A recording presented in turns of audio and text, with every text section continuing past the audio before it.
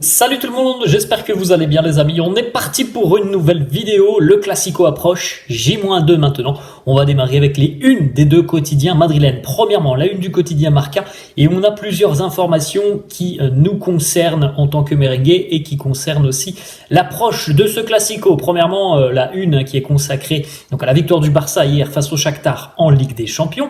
Mais aussi avec une nouvelle blessure côté catalan. On sait qu'il y a déjà pas mal de pépins physiques du côté du Barça. Eh bien, on rajoute à ça une blessure hier, celle de Joao Félix, l'ancien joueur de l'Atlético Madrid, qui s'est tenu au niveau de la cuisse, des adducteurs, on ne sait pas trop. En tout cas, Joao Félix hier était touché. Donc, à voir s'il pourra tenir sa place dans 48 heures maintenant face au Real. De toute façon, les amis, on fera un petit point demain ou samedi matin avec la composition des groupes, que ce soit celui du Real ou celui du Barça. Il y a des absents des deux côté. On a d'autres informations sur cette une du quotidien Marca, puisque on peut parler de la potentielle absence de Joao Félix. On peut aussi parler de la préoccupation du cas Bellingham. On en avait parlé hier, malgré les déclarations de Carlo Ancelotti qui annonçait que c'était pas très grave pour Jude Bellingham. On va tout de même attendre d'en savoir un petit peu plus aujourd'hui sur la possibilité ou non que Bellingham soit disponible pour ce Classico. C'est quand même un élément déterminant de savoir si Bellingham pourra tenir sa place ou non ce samedi face au Barça. Donc voilà, Marca qui titre Preocupa Bellingham à l'heure actuelle. Là, il est 13h à peu près quand je fais la vidéo.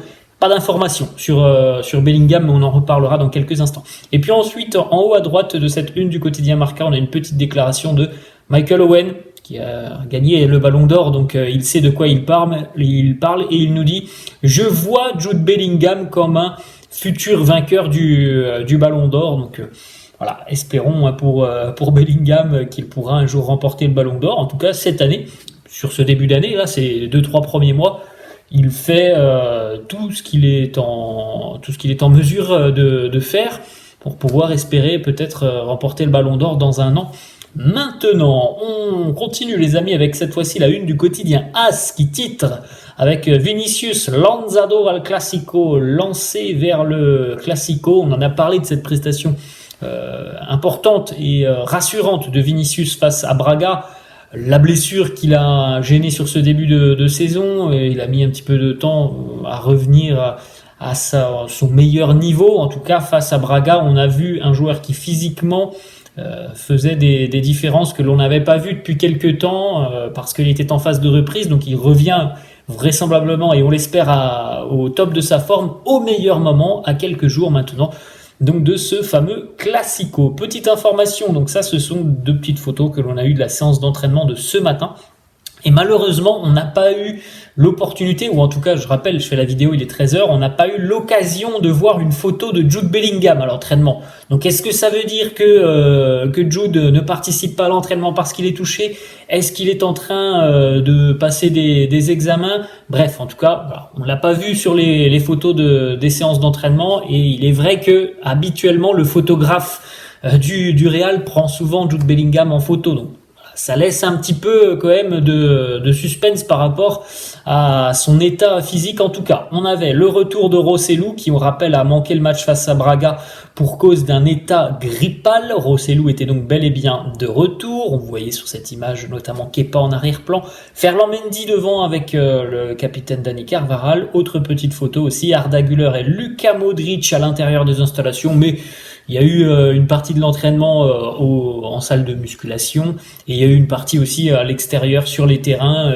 Modric et Arda Güler ont participé aussi à la séance d'entraînement à l'extérieur. On sait déjà que Arda Güler ne sera pas retenu pour affronter le Barça. Il continue tout simplement de suivre un plan d'entraînement spécifique que le club lui a réservé. Il ne jouera pas ce Classico. Pour rappel, normalement, Arda Güler devrait débuter dans une petite semaine maintenant. Ça sera face au Rayo Vallecano. Si tout se passe bien, si le processus de récupération suit son cours, ça devrait être dans une semaine, mais il ne jouera pas face au Barça ce samedi. Une petite information donc du quotidien Marca en ce qui concerne Jude Bellingham. Donc, je viens d'en parler, on ne l'a pas vu sur les photos de la séance d'entraînement.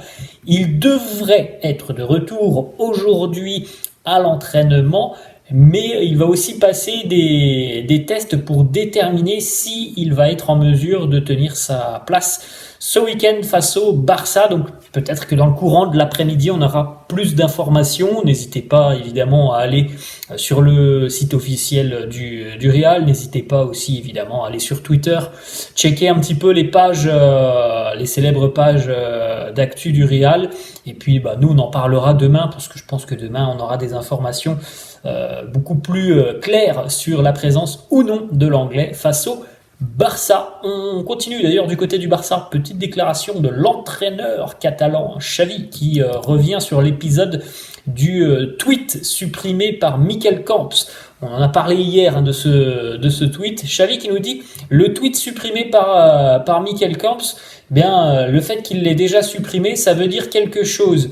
Je ne veux pas mettre de l'huile sur le feu. J'espère qu'il n'y aura pas trop de tension sur l'arbitre non plus de l'autre côté. Donc pour Xavi, le fait que le tweet ait été rapidement supprimé, au final, ça veut tout dire. C'est faux, c'est absolument faux. On est très très loin, par exemple, d'avoir eu des excuses de la personne concernée. Donc voilà, pour moi, cette déclaration de Xavi, elle est tout de même, je trouve, assez maladroite parce que voilà, il a supprimé son tweet, donc on va pas en faire toute une histoire. Non, ça se passe pas non plus comme ça parce que le tweet était tout de même d'une gravité assez importante. On continue les amis d'ailleurs avec d'autres petites informations qui concernent un petit peu cette histoire. Florentino Pérez n'ira pas à Barcelone pour le Classico après ce que Mikel Camp a tweeté. Donc Florentino a pris la décision de ne pas se déplacer au Camp Nou, non, mais à Montjuïc pour assister au Classico. On a eu, me semble-t-il, ce matin les excuses de Rafa Yuste du côté du FC Barcelone.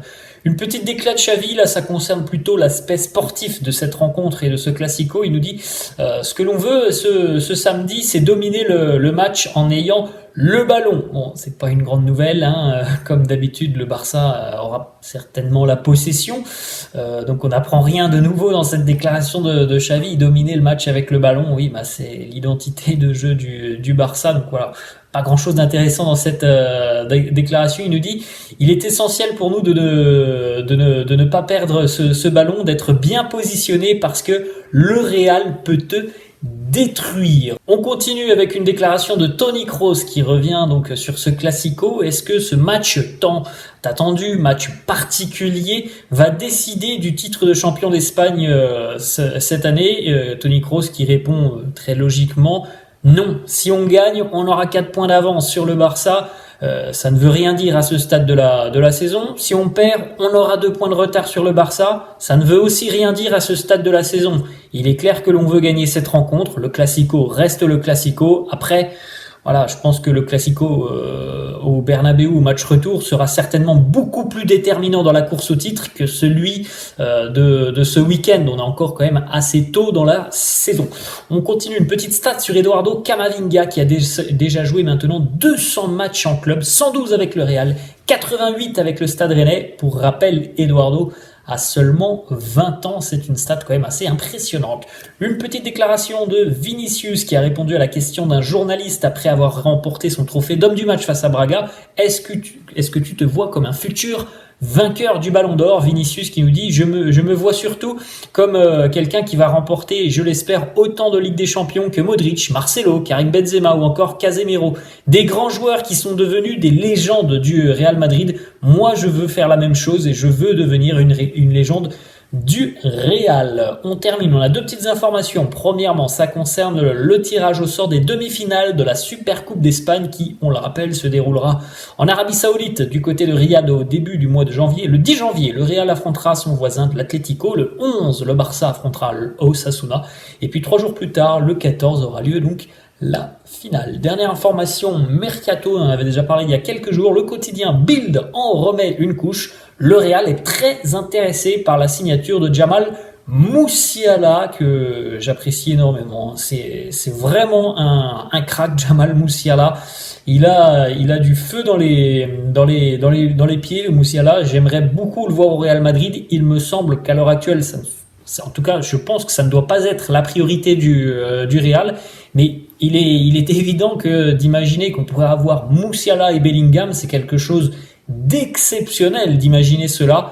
Après, voilà, je pense aussi que c'est très très compliqué. Je pense que le prix sera vraiment quelque chose d'incroyable pour Jamal Musiala. Le Bayern a un véritable joyau. À mon avis, le Bayern ne le laissera pas partir pour 100 millions d'euros. Je pense que ça peut chiffrer beaucoup plus pour Jamal Musiala, donc ça me semble assez compliqué pour le Real d'aller le chercher, même si évidemment les merengues sont intéressés, chose qui est logique parce que quand on voit le talent du joueur, évidemment que si tu es le Real, tu es intéressé, mais ça semble évidemment très compliqué d'aller chercher un joueur comme Jamal Musiala. Voilà les amis, la fin de cette vidéo, j'espère que ça vous a plu. N'hésitez pas comme d'habitude à lâcher un petit pouce bleu, n'hésitez pas non plus à vous abonner à la chaîne, et puis nous on se retrouve demain, je l'espère, avec des informations un petit peu plus fraîches sur l'approche de ce Classico et la présence ou non de Jude Bellingham. C'est quand même un élément très important. Les amis, je vous laisse, je vous dis à demain, ciao.